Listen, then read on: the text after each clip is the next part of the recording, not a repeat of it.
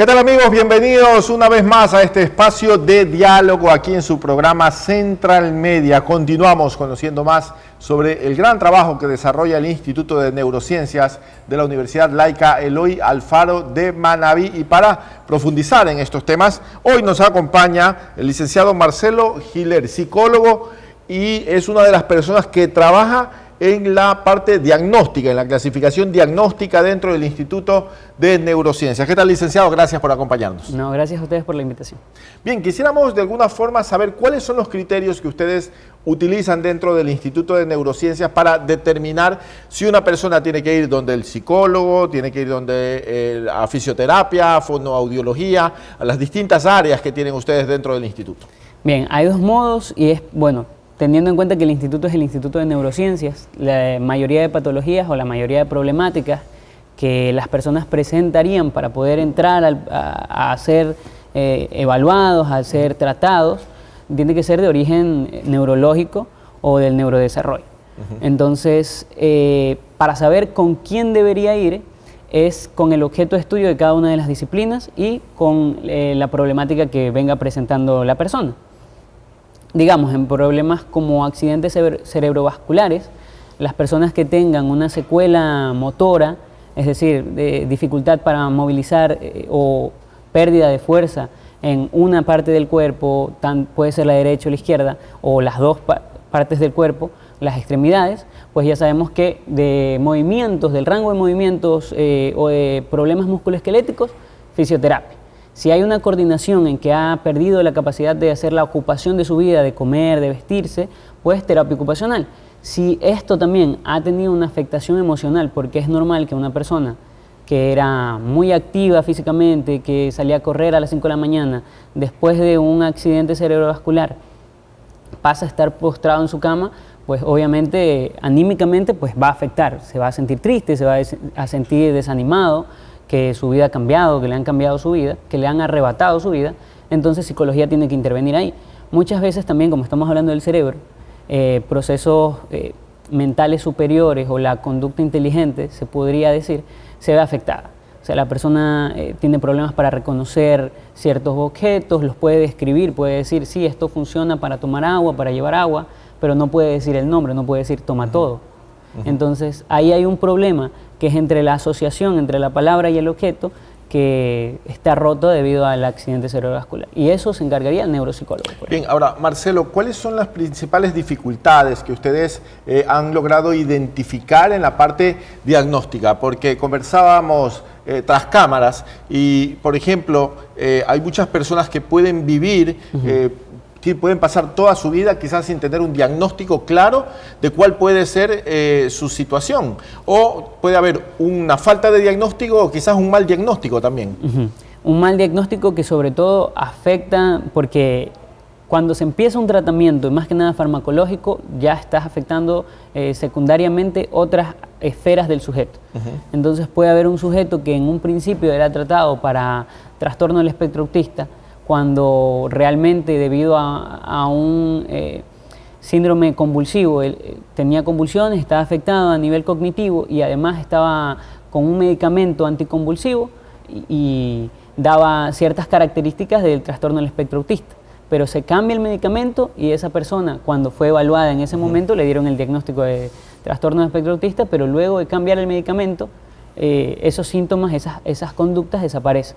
Ahora, dentro de lo que ustedes han observado como Instituto de Neurociencias, ¿qué tan habitual es este tipo de situaciones? Es decir, personas que puedan tener un diagnóstico sobre una posible condición cuando lo que ocurre en realidad es otro tema u otra problemática que quizás no está siendo atendida debidamente por este mal diagnóstico. Es bastante frecuente, no solo personas mal diagnosticadas, sino personas sobrediagnosticadas y personas sin un diagnóstico también, que están recibiendo terapias, pero más que nada niños, que están recibiendo terapias, estimulación en el habla, estimulación temprana, pero no han sido evaluados adecuadamente en su desarrollo para identificar si pudiera ser una condición o no, o simplemente un retraso que pudiera ser controlado con estimulación.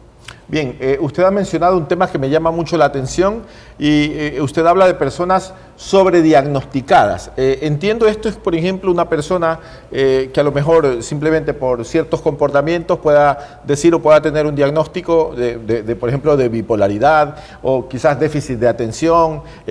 También es bastante habitual esto, se cuestiona mucho y se critica mucho esta situación de que personas que a lo mejor no tienen verdaderamente un cuadro como tal, pues simplemente se autodiagnostican, o quizás algún profesional no muy, llamémoslo así, meticuloso, puede generar este tipo de sobrediagnósticos. Sí.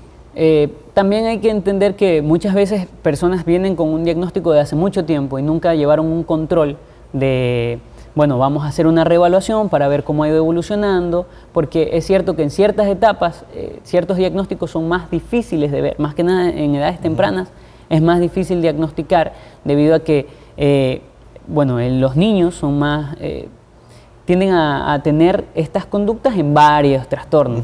Entonces se pudiera confundir uno con otro y bueno, al no ver la evolución, cómo se va desarrollando esa problemática, cómo se va desarrollando el niño, no se puede determinar al final si tiene ese diagnóstico o es otro o no es ninguno.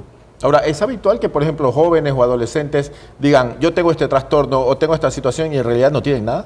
Actualmente más, debido a que hay una avalancha de información, se ve mucho más información acerca del trastorno del neurodesarrollo o las neurodivergencias, entonces las personas tienden a comparar, pero claro, no está ese criterio del profesional que dice, bueno, sí, conductas estereotipadas como el aleteo, yo lo veo en mi hijo, pero no está el profesional que dice, sí, bueno, no está aleteando, es simplemente que está feliz. No está ese criterio. Ahora, ¿cómo puede afectar un sobrediagnóstico a una persona? ¿Puede ser grave esto? Claro, porque nosotros socialmente todavía seguimos con cierto estigma ante ciertos trastornos tanto neurológicos, del neurodesarrollo, como de salud mental. Entonces hay mucha discriminación. Si, digamos, un paciente es diagnosticado con un trastorno del neurodesarrollo y luego va a la escuela y le hacen una adaptación curricular y los compañeros se dan cuenta, obviamente se dan cuenta de no, tu examen es distinto, ¿por qué? No, es que tú eres tonto o algo así. Bien, ahora, ¿qué ocurre cuando llega una persona que puede presentar distintos cuadros, distintas patologías o distintas discapacidades? ¿Es habitual esto también? ¿Y cómo se procede en este caso cuando se requiere la intervención de varios profesionales o varias áreas del instituto?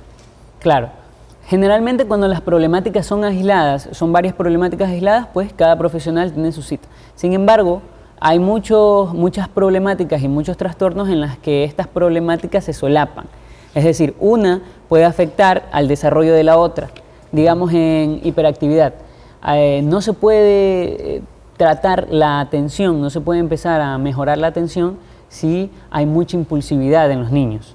Entonces, es importante dentro de la evaluación que exista terapia ocupacional, por ejemplo, y neuropsicología, ¿ya? Donde se evaluará no solo la impulsividad, sino también la atención en conjunto, y ellos dos pues tomarán estrategias o la línea de tratamiento, el plan de tratamiento adecuado para decir, bueno, no puedo trabajar atención hasta haber trabajado impulsividad, o podemos trabajarlo en conjunto.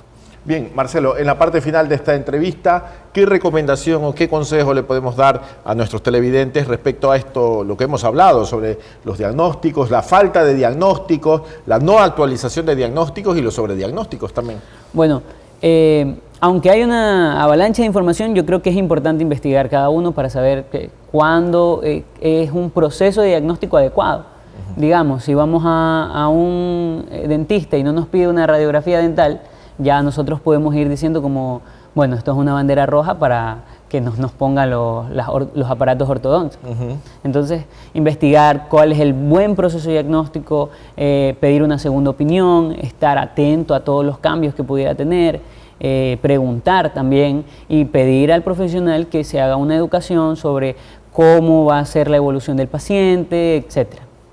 Bien, perfecto. Muchas gracias. Ha estado con nosotros dialogando Marcelo Schiller psicólogo del Instituto de Neurociencias de la Universidad Laica Eloy Alfaro de Manabí. Y ya lo comentaba, ante la avalancha de información, ante la desinformación que también hay en torno a estos temas, pues siempre hay que buscar la información confiable y acudir también ante los expertos y los profesionales que puedan orientarnos y darnos un diagnóstico adecuado frente a cualquier situación que necesitemos. Nos vamos a una breve pausa informativa, amigas y amigos. Sigan con nosotros porque ya regresamos con más.